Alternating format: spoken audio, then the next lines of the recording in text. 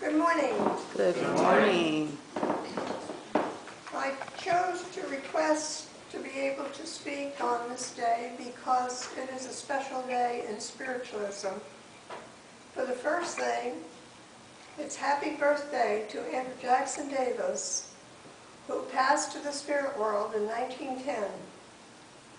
Now, Davis himself declared in his sequel to his biography, Beyond the Valley, he was not a spiritualist, but he aligned with spiritualism as it agreed with his harmonial philosophy. Davis was a friend to many of the men of that time who were the leaders in the spiritualist movement, and he helped them. He was at the churches continuously supporting them. Philadelphia was the prime lead in that era, and Davis was in Philadelphia a good part of his time, sharing spiritualist philosophy that aligned with his philosophy.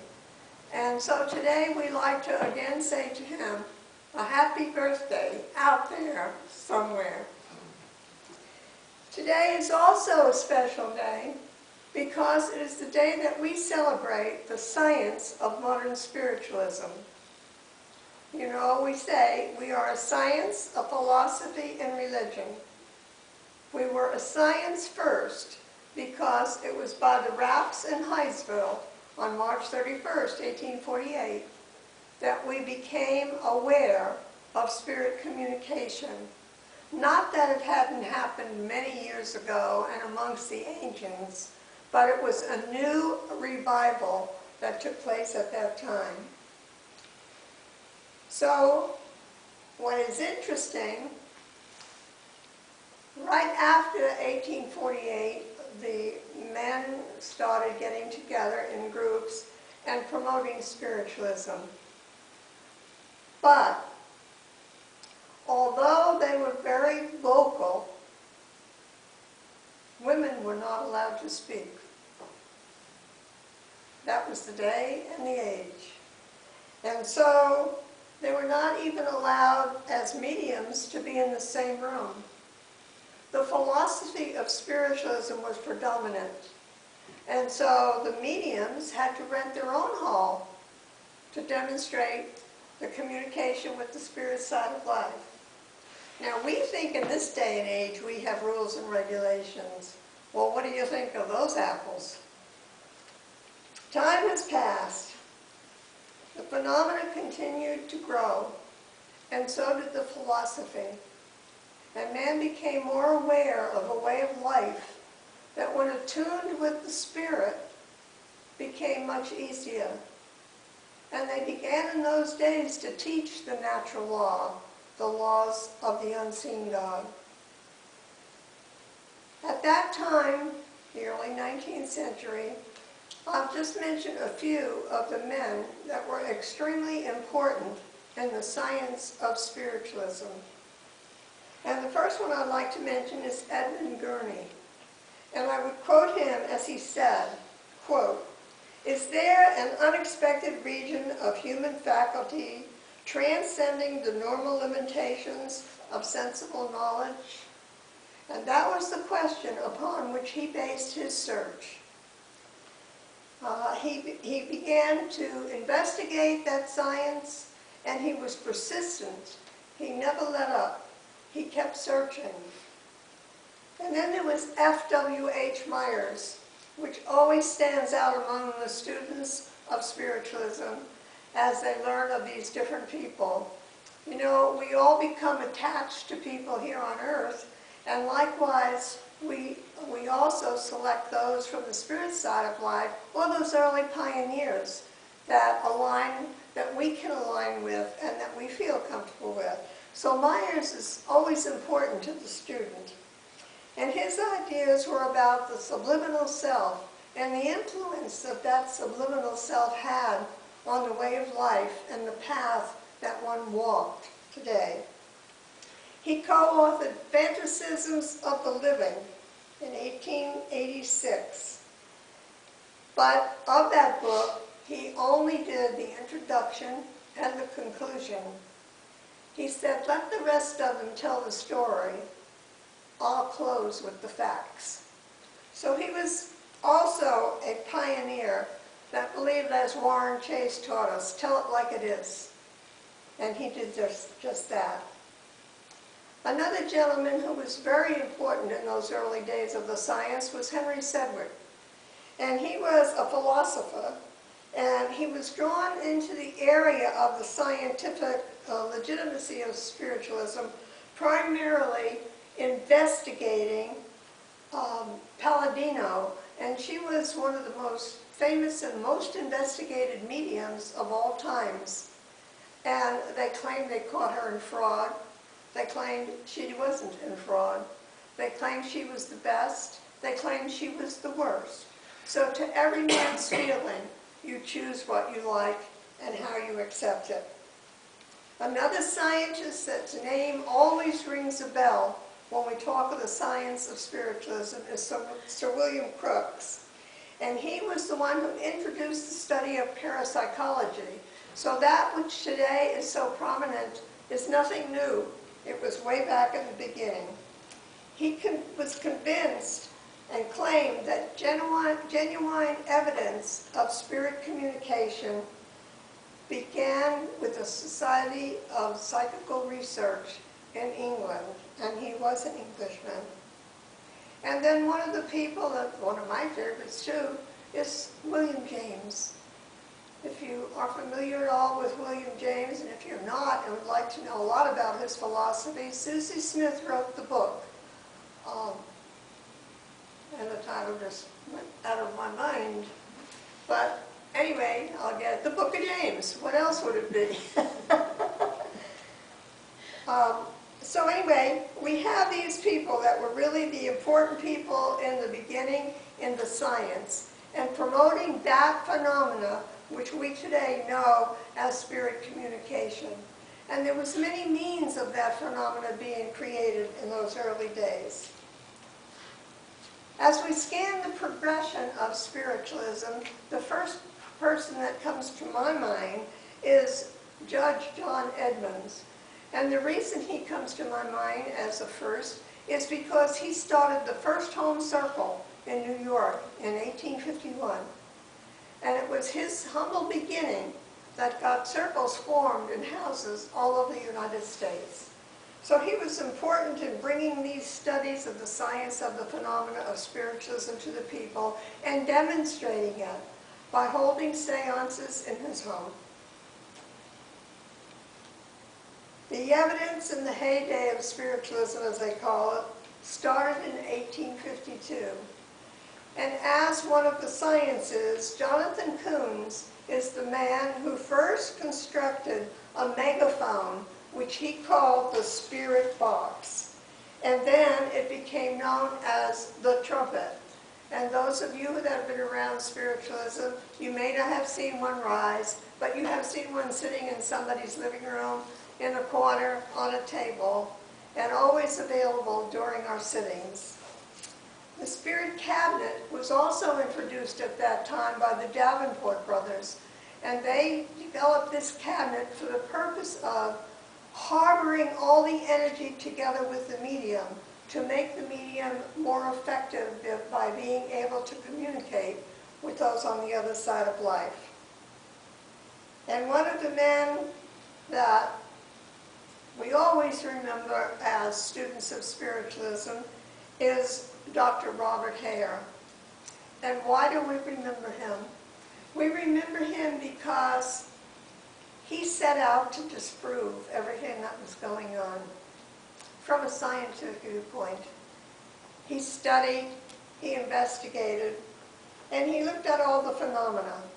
And after he did this for a period of time, he called it pure madness. And he did everything he could to denounce it. And he thought that, by golly, it was nothing but hallucinations or wandering minds, and he wasn't going to accept any of that nonsense. But spirit has a way of taking control. And so as he proceeded with his investigation, he invented what he called the spiritoscope. And it was a tool to communicate with spirit. His attempt to disprove spirit failed. It failed horribly. And this caused a reversal in his mind. And what was it that was so strong that made him change his mind? Well, while he was trying to denounce it and using the spirit scope, which was more or less like a Ouija board because it was a round dial that had the letters on it. And as he worked with this spirit scope, his own loved ones came through and gave him messages that no one else knew. He no longer denounced spiritualism. He became one of the greatest proponents of spiritualism, and he traveled around the world. But isn't that like all of us? Prove it to me. You know, we all start with that beginning. So it was wonderful that he took up that banner and proceeded to try to disprove spiritualism. Another factor that is very important, even though it didn't get very far,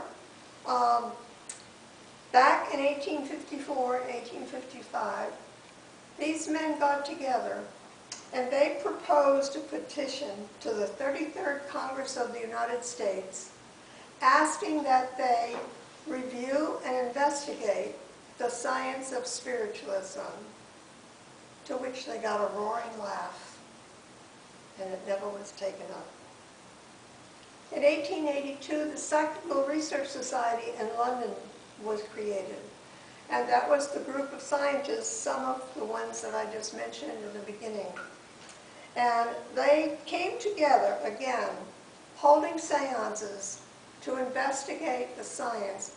No one was going to just accept it.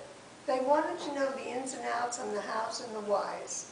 And so the landmark events happened in spiritualism as we travel from its beginning till today. They found out that personal survival was indeed a fact. How, they weren't sure. So that caused them to investigate some more. So none of this was taken lightly, and it wasn't just something that was discussed and forgot about, you know, after we left the room. It was something that continued day in and day out. As scientists do, you know, they keep those test tubes going until they finally get their answer. So Oliver Lodge referred to this era as the new science. And so he became very important in promoting that which they were doing, and has written several books which you may be interested in.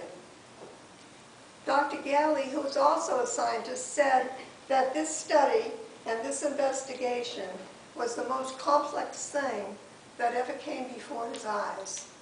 And so you can see it was nothing that was easy to do. They had to devote their full time and their full interest into this movement. And then, you know, the English started, well, Hydesville started in the United States and then went over to England, and then England started the Society of Psychical Research, and so the Americans had to have something too. So Sir William James created the American Society of Psychical Research.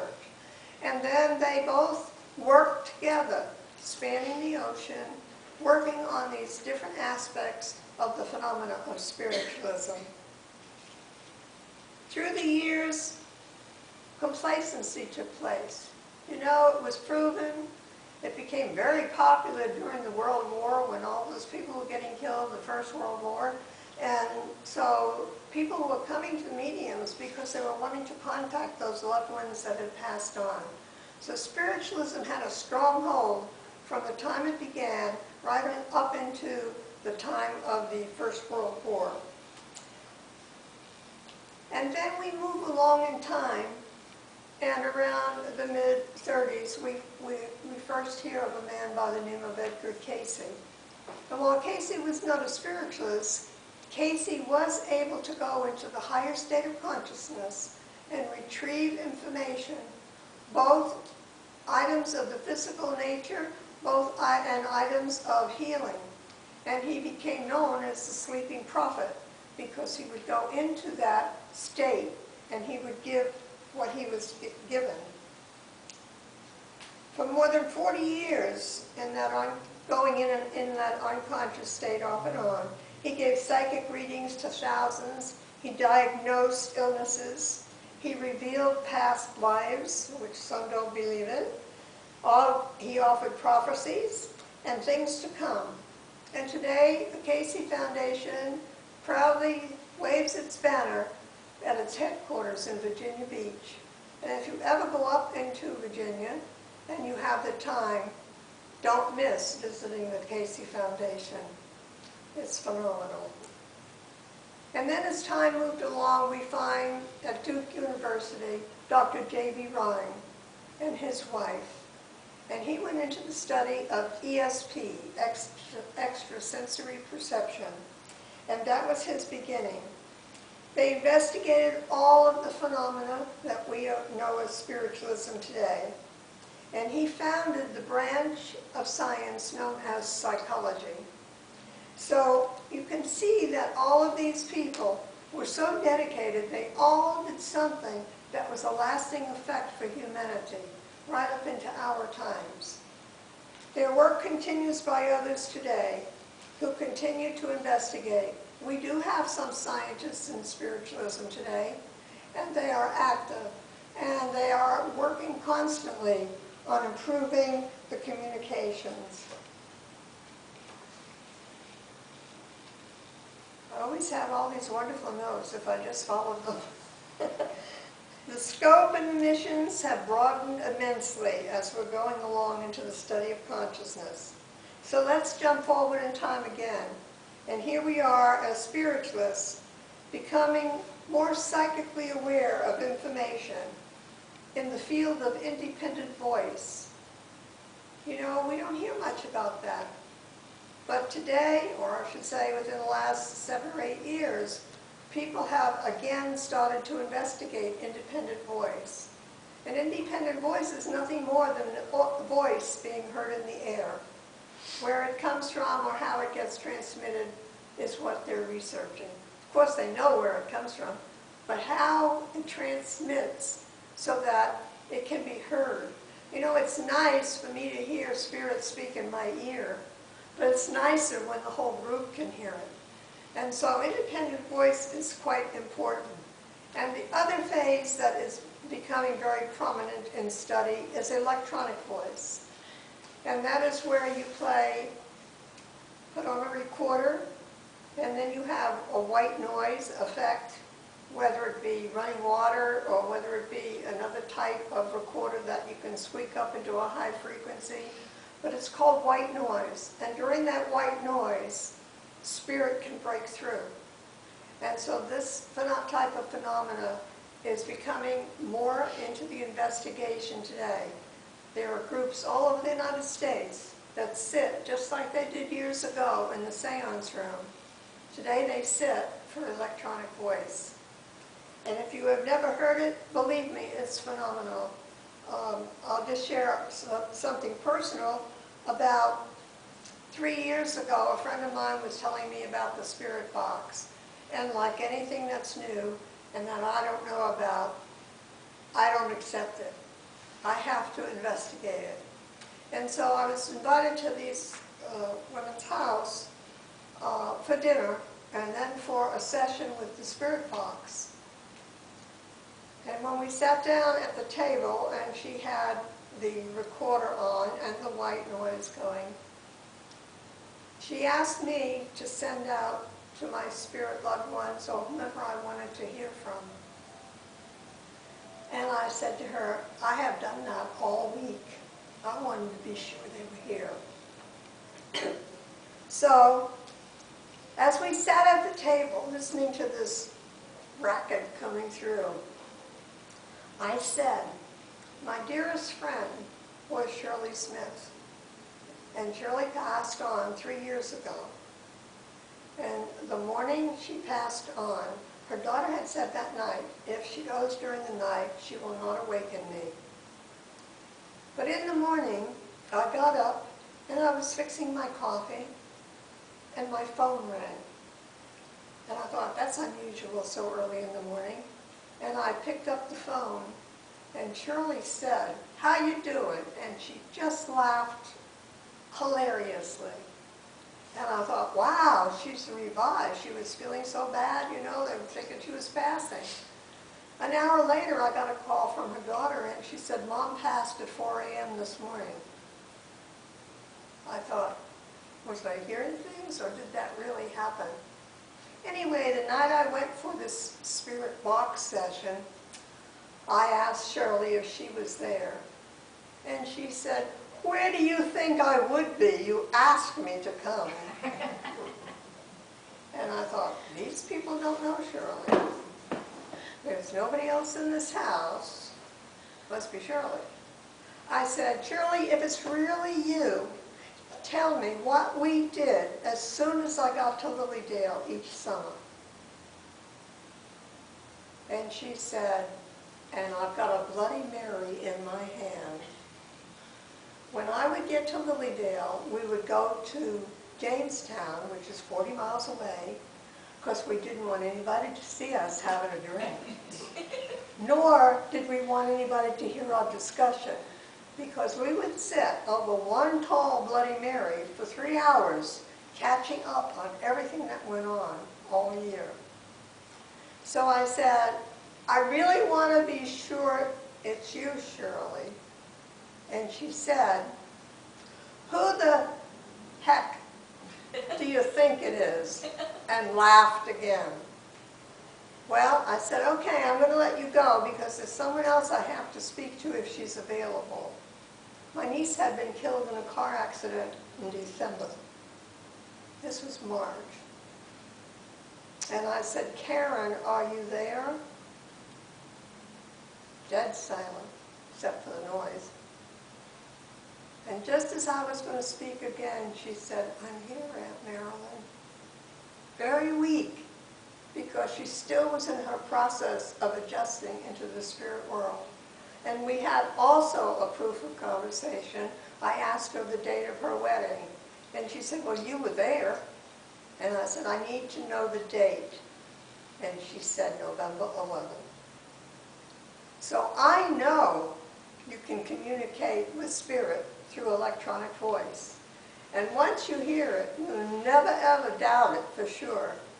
And you're always wanting to go back and sit in the same group and ask some more people that you want to hear from. So we're in a new age now where we're going into the electronic era, and we're going into more of the speaking directly from spirit, so it's heard by everyone. Time marched on, and so we are now. And in the convention of the National Spiritual Association, just 6 years ago, it was the 120th convention, a lot of people had the trite stuff on their mind, you know, we're going to get a new cover on the hymnal and all this sort of thing. But Marilyn, as usual, had something else on her mind. And when I was acknowledged to speak, I got up and I said I would like to make a motion. And this was my motion. We must revive spiritualism. Be it resolved that on the second Sunday of August in each year shall be known as Spiritual Science Day. Both oratories and special offering can be taken for the research fund of science. This would allow for research and dissemination of a new scientific research process in the phenomena of spiritualism.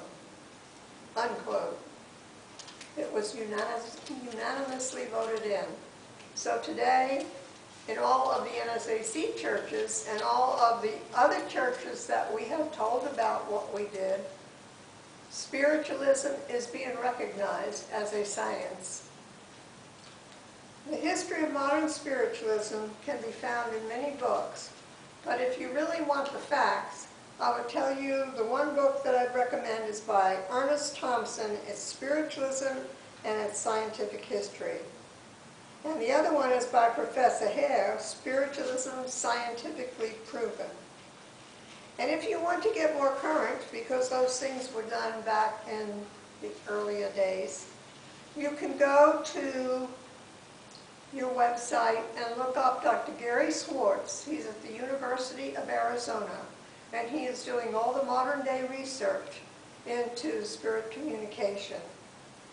Around the world, the study has been revived. Around the world, spiritualism has stepped forward again, introducing a new era, hoping and praying that everyone will have the opportunity to hear from a spirit loved one. One thing that has passed along and is also revived is what we know as spirit photography. And that is where Mumler, he was a photographer back in the 1800s, and one day he saw that his photographic plates were somehow destroyed. There was funny markings showed up on them the next day. And when one of his friends came in and he told him how unhappy he was, the man took the plates and looked at them, and he said, "Don't you see your wife right here?" And he looked again, and there was a photograph of his wife. And so that began the era of spirit photography. And today we also practice it by getting in groups, buying the chemicals, mixing everything up, following the procedure, dipping the print paper in a meditative state. First we go in a meditative state, and then we dip the print paper into the developer, the fixer, and the stop bath, or the stop bath and fixer, whatever. And then we let them dry. Sometimes it takes a week or two before it fully forms into somebody you recognize. Sometimes it forms into somebody you don't recognize. And then we share to see if we got somebody else's print by mistake, or if we just have, they came on whatever paper they could come on. So that is another thing that is being revived today. The science is moving forward. I hear that old comment, "Oh, it couldn't be." Well, I'm here to tell you it is.